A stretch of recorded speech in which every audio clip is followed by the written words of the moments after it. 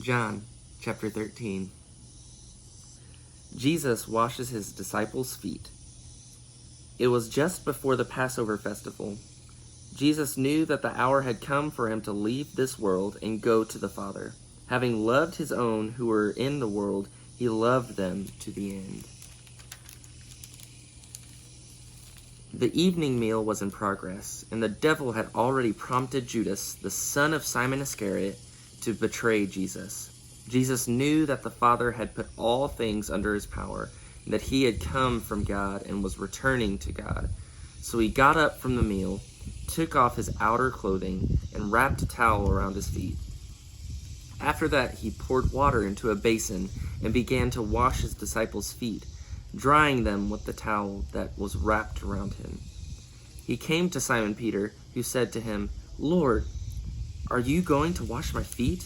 Jesus replied, "You do not realize now what I am doing, but later you will understand."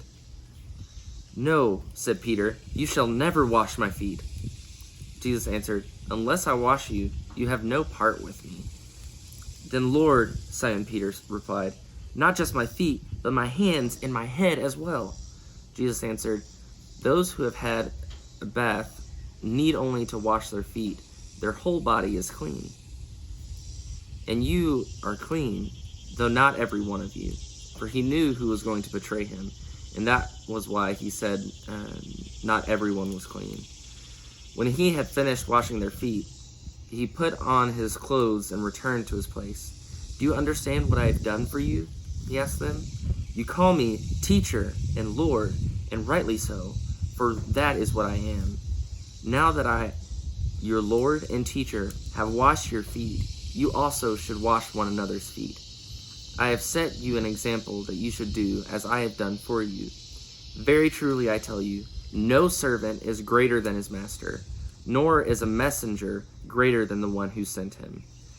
Now that you know these things, you will be blessed if you do them." Jesus predicts his betrayal. "I am not referring to all of you. I know those I have chosen, but this is to fulfill this passage of Scripture. He who shared my bread has turned against me.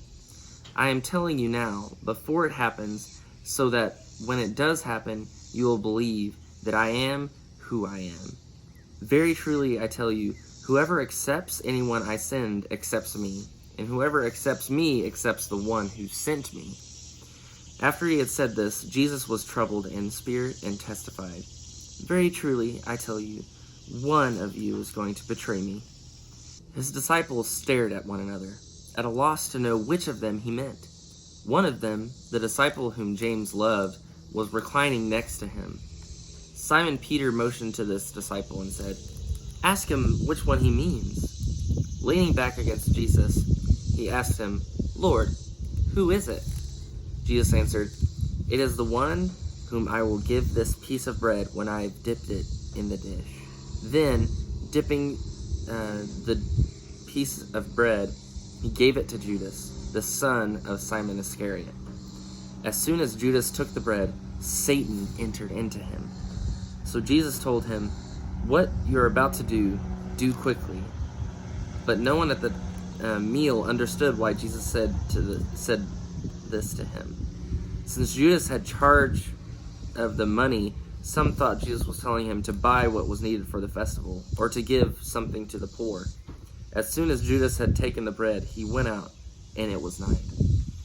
Jesus predicts Peter's denial. When he was gone, Jesus said, "Now the Son of Man is glorified, and God is glorified in him. If God is glorified in him, God will glorify the Son in himself, and will glorify him at once. My children, I will be with you only a little longer. You will look for me, and just as I told the Jews, so I tell you now, where I am going, you cannot come. A new command I give you, love one another as I have loved you. So you must love one another. By this, everyone will know that you are my disciples, if you love one another." Simon Peter asked him, "Lord, where are you going?" Jesus replied, "Where I am going, you cannot follow me, but you will follow later." Peter asked, "Lord, why can't I follow you now?" I will lay down my life for you." Then Jesus answered, "Will you really lay down your life for me? Very truly, I tell you, before the rooster crows, you will disown me 3 times."